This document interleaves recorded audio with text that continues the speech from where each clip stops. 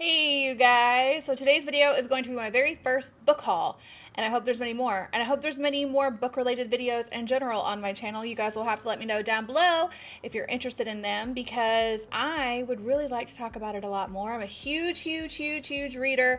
Anyone who knows me in real life knows this. I watch almost no TV, very little movies. Like, I'm very particular with my time, and if I could do what I wanted to do with my time for a full 24 hours and nothing but, it would just be sit on my couch and read, because I've always been a bookworm my whole friggin' life. And this year I've actually made a pledge to myself that I was going to step out of my normal reading preferences, which tend to be along the lines of horror, I hate saying that word, or thriller. And in this haul we have some horror and some thriller, but I did go out of my way to try to throw some other things in there as well, because so far this year, having tried different types of books, I have had good experiences with them, and I will happily do wrap-up videos. If you guys don't know anything about BookTube, by the way, if you're here for the makeup stuff normally, BookTube exists and it's amazing and I love it.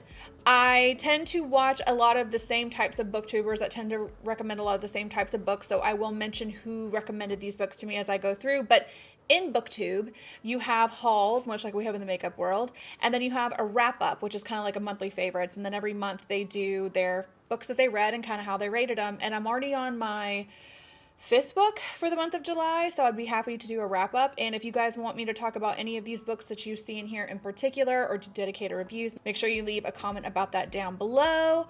Other than that, if you like this look that I'm wearing today, I literally just turned the camera off from filming a tutorial, I guess if you want to call it that. I basically just woke up and felt like piling on a makeup on my face, so I filmed myself doing so. Other than that, make sure you check the down bar for links to all my social media platforms. Come hang out with me on Patreon. My podcast is down there as well. And yeah, let's just get started. First book I'm going to tell you guys about is this book called Bunny by Mona Awad, or Awad. That doesn't seem right.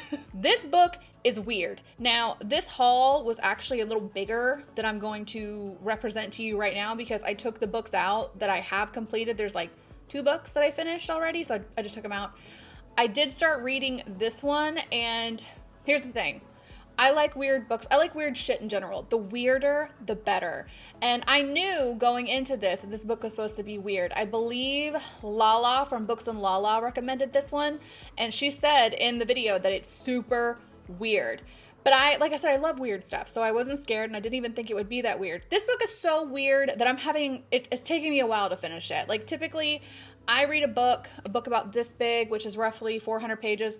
I can read it in about a day and a half. But this one, I've just had to pick up, read it, put it down, pick it up, read it, put it down. Like, it's bizarre. I don't even know if I'm reading is actually happening.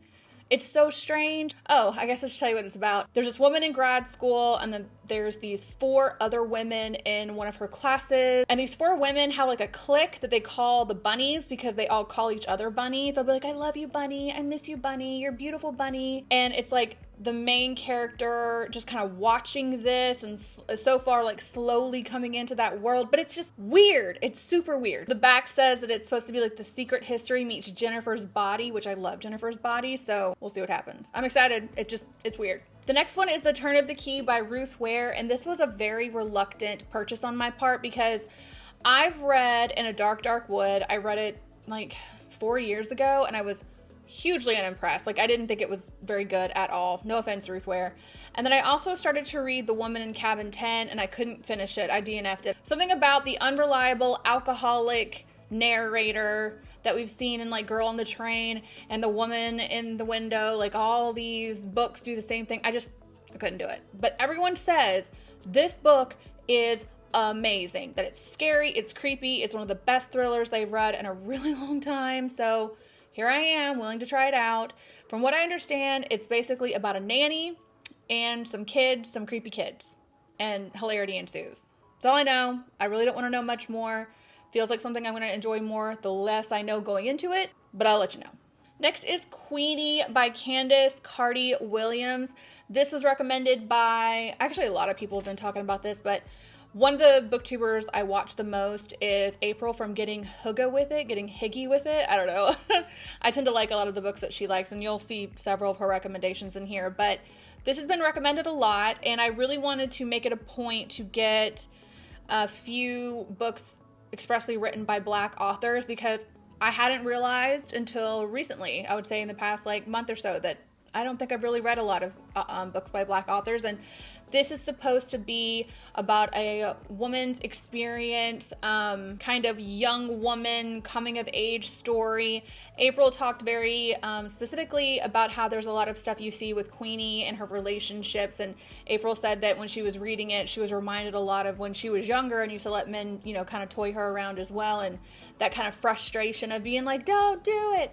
And I definitely went through my years of that when I was younger. I dated a lot of shitheads. So I think I'm going to very much so resonate with the story and what Queenie goes through. And once again, like I said, it's just probably going to be an amazing book, and I need to pay more attention to Black authors. Speaking of Black authors, this is Hood Feminism. I've been talking a little bit on my podcast about intersectional feminism, and I am a feminist, proud and loud feminist. And it's been, you know, talked about a lot lately that what we tend to identify as feminism in 2020, which I think is third wave feminism, fourth wave feminism, sorry if I'm wrong, is largely white feminism. And we don't talk about the experience of Black women in this space. And I can see where that assessment comes from, because so many of the things that we talk about in feminism and the rights that we want access to, like, it comes standard for the Black woman to experience what white women are rallying against. So I'm really interested in learning more about this. This has been talked about a lot, really, really hyped up. I'm excited to educate myself and learn some more about my sisters and kind of what they're going through and all this as well. This is Station 11 by Emily St. John Mandel. Wow, that's a name, girl. So I don't know how I'm going to feel about this book, simply because from what I understand, this book is about a pandemic or something similar. In this world the book takes place in, disease has ravaged most of the country, and then there's this group of, like, I don't know, I guess they're theater kids, like a trope of actors and musicians who travel to different areas in the country to try to lift everybody's spirit. So everyone that I heard recommend this book was like, it's good, but don't read it right now, you're gonna freak yourself out. And I'm like, I don't know, man, maybe if I read this I'll have like a begrudging appreciation for the state of things right now, because it can be so easy to get caught up in our heads and be bummed out about current circumstances. But maybe this will kind of give me a healthy dose of it could be worse. Like, I don't know, we'll see. I'll let you know. Next is Perfume by Patrick Susskind. So this is not a new release at all. In fact, this is a really, really old book. I have heard Sam Chapman from Pixiu talk about this being her favorite book. Well, she said her favorite book was Perfume, and I'm assuming it's this one, but I hear this one talked about all the time in the horror and the mystery space. Everyone says it's a classic. It's going to screw your mind up a little bit. I'm excited to read it. All I know about it is there's a perfumery guy. There's a perfumer. I don't know. He's the Dennis Weinstein of this world, and something's wrong with him. He's a little crazy, so I'm excited to read this one for sure. Next is Pet Sematary. I've never finished a Stephen King book. I have started it like many years ago. It's so long, like I can't commit to finishing it for some reason. I started The Outsider when I watched the show on HBO, but couldn't really get into it. And now I'm gonna try Pet Sematary because it's not as gargantuan as something like It or some of his other books can be. But I mostly want to read this one because every single booktuber that I watch that likes horror or thriller says this is an amazing book. I've seen both movies, so I know like essentially what's gonna happen. But if I'm being transparent, everyone says that this book deals a lot with grief. And if you guys don't know, my mom died in December, and I'm deep in the throes of grief. So I kind of felt like reading, I'm gonna cry. Ugh. I kind of felt like reading this might make me feel not so alone, if that makes any sense. That was really sad. Next is Kate Morton and The Secret Keeper. From what I understand about this book, basically a daughter witnesses her mother commit a crime. I want to say it's murder, but I don't know. And then 50 years later, they go to have a birthday party for their mother. The history of that crime that she witnessed comes out and all the details behind it. And I don't know, I miss my mom. So a story, dang, I didn't mean this to be all about my mom, but here we are. A story about a moms in general. Like, I like a story about that, especially right now. So I hear this is really good. I'm excited to read it.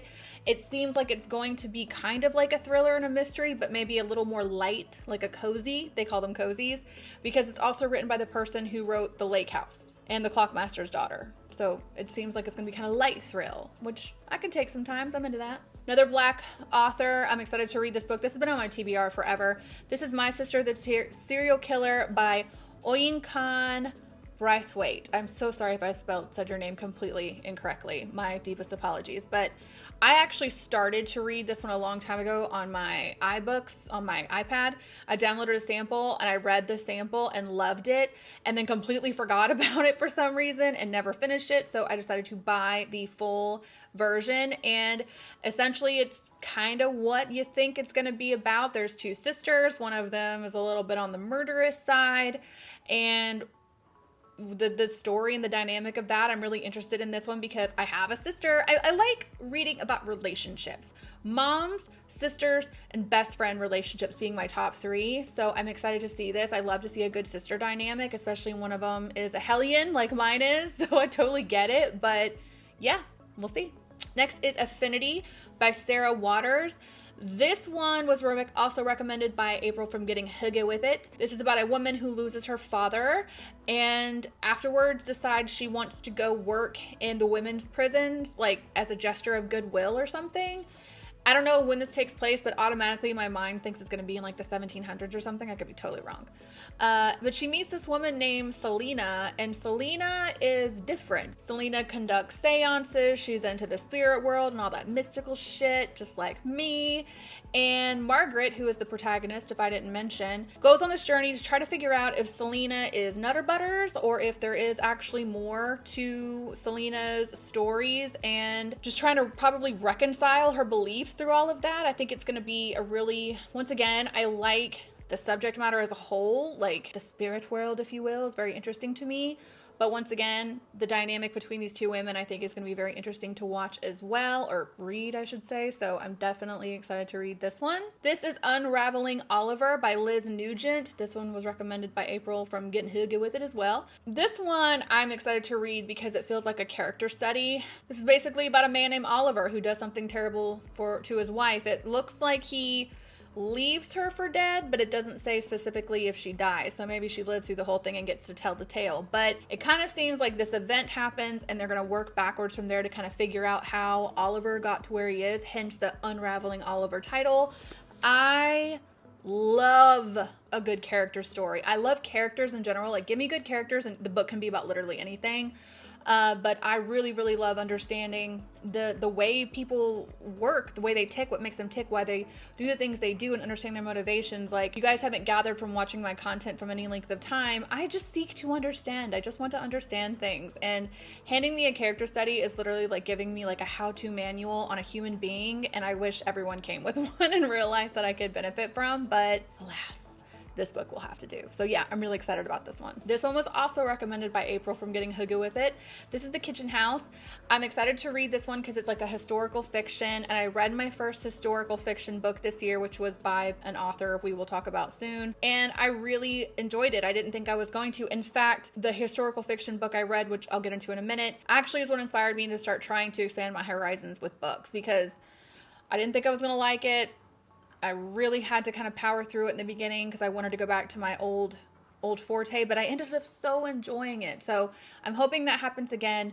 Basically, the story takes place back during the time of slavery. There is a Irish woman named Laviana who ends up working on a plantation in the kitchen house as opposed to in the fields. And it seems like it's going to be a story of this white woman working around slaves and trying to reconcile her experience on both sides of that. One of the things that it says on the back is like, basically she has to make a choice and question her loyalties and deal with some dangerous truths, and lives are at risk. So it seems it's going to be a really complicated story. This is told from the perspective of a white person, and obviously I should probably read some stuff from the perspective of Black people, but I am excited to read it nonetheless. The last book is Kristen Hanna's Firefight Lane. I got soy sauce on it. Can you believe that? I haven't even read it yet. I already got dirty. I picked this up because there was a historical fiction book I read this year that really kind of inspired me to try new styles of books, and that was The Nightingale. I talked about it on my podcast. I talked about it on Instagram. It was really good. It was really rough. It was really sad. I don't typically like to read things that make me sad, and that one did. It had me bawling, but I walked away from it really thinking about the characters a lot, really like, it was almost like sometimes I'll just wonder what they're doing right now. Like, they were very real and vivid. It was about two sisters. Once again, I love the dynamics between a relationship between two sisters. And this one happens to be about two best friends. So they meet in the 70s, and then it goes on for like 3 or 4 decades or something, and just kind of that journey of what it is to have a best friend, and as your lives go in different directions and you change as people, like how that actually plays out. And I have a best friend. Me and my best friend have been best friends for almost 20 years, and it has not been a straight line. It's not this easy thing that TV and media would have you believe, but I think there is something to be said for like how we don't talk about female friendship the way that we should, or celebrate it the way that we should, because it takes a lot of work to have a friendship that long, no matter who it's with. But I just wanted to read this. I wanted to see if it compared to my experience of me and my best friend Jackie Boo, and I'm mostly encouraged because, like I said, I really liked The Nightingale, which is also written by Kristen Hanna, and apparently it's coming soon to Netflix. So I will let you guys know what I think. Let me know if you've read this yet and you have read any of other Kristen Hanna's work, and if it holds up. Either way, I'm excited. All right, guys, my camera is about to die, so normally my patrons will roll right here while I do my outro, but it might die on me. So let me do my outro, and then at the end of the video, I will roll my credits to thank my patrons. But thank you guys all so much for watching. I'm trying to talk so quick. Check the down bar for links to all my social media platforms. Hang out with me on Patreon. Come check out the podcast. Come hang in the Facebook group. Love you, mean it. I'm flustered. See you next time. Bye.